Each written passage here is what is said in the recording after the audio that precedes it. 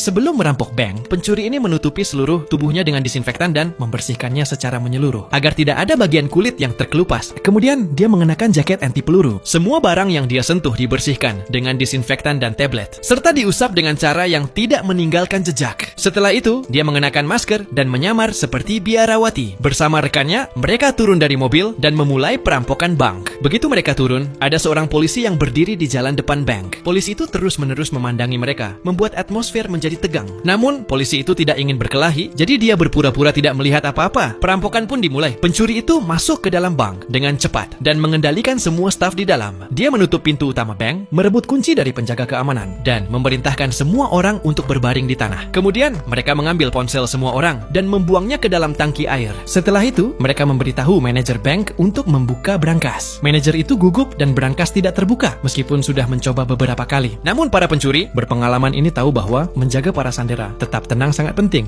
Jadi mereka memberinya sedikit kepastian. Ketakutan sang manajer sedikit berkurang dan akhirnya dia berhasil memasukkan kata sandi dan membuka brankas. Pencuri itu kembali membuka loker dengan kunci dan mengambil uang tunai senilai crore. Mereka juga melepas hard drive dari kamera keamanan dan memasukkannya ke dalam microwave untuk dibakar. Ketika mereka merasa aman, mereka mendengar suara dari luar pintu yang keras. Terjadi keributan di antara para pencuri. Semua orang mengarahkan senjatanya ke pintu. Kemudian manajer menekan alarm sembunyi-sembunyi. Namun dia tidak tahu bahwa para pencuri mengawasi setiap gerakannya. Manajer menjadi takut, tetapi pencuri itu tidak mengatakan apa-apa. Dia menyuruh temannya untuk segera pergi. Pencuri yang bertanggung jawab untuk menghancurkan bukti disinfeksi seluruh bank, menghapus jejak, dan kemudian menyandera manajer untuk dimasukkan ke dalam mobil. Mereka melarikan diri dengan cepat. Segera setelah mereka keluar, mereka melepaskan masker dan menghirup napas lega. Melihat wajah manajer yang ketakutan, salah seorang pencuri merasa sedikit bersalah. Namun, mereka adalah perampok, bukan pembunuh. Jauh setelah itu, ketika dipastikan tidak ada yang mengikutinya, pencuri itu memutuskan untuk membebaskan manajer. Namun, begitu uang dibagi, pencuri itu duduk dengan kartu identitas manajer dan menunjukkan kepadanya. Pencuri itu menyadari bahwa dia mengenalinya dari daerah sekitar. Pencuri itu berkata bahwa ini harus berakhir. Rekannya merasa bingung dan cepat-cepat merampas kartu identitasnya. Dia mengatakan bahwa akan menanganinya esok hari. Keesokan harinya, pencuri itu bertemu dengan manajer lagi. Ingin mengujinya apakah manajer itu benar-benar tidak mengenalinya. Namun, keduanya akhirnya berbicara dan mulai saling menyukai. Mereka berbicara dari siang hingga malam, dan itu berlanjut. Dari hotel ke kamar tidur, mereka jatuh cinta. Keesokan harinya, pencuri itu berkata bahwa dia ingin menyerahkan segalanya sekarang. Pencuri itu menjadi sangat marah. Dia merasa rekannya telah mengkhianatinya. Pencuri itu merasa kasihan pada rekannya dan memutuskan untuk melakukan satu hal terakhir yang akan berlangsung selamanya. Namun, di babak terakhir, sesuatu terjadi yang tidak terpikirkan oleh siapapun.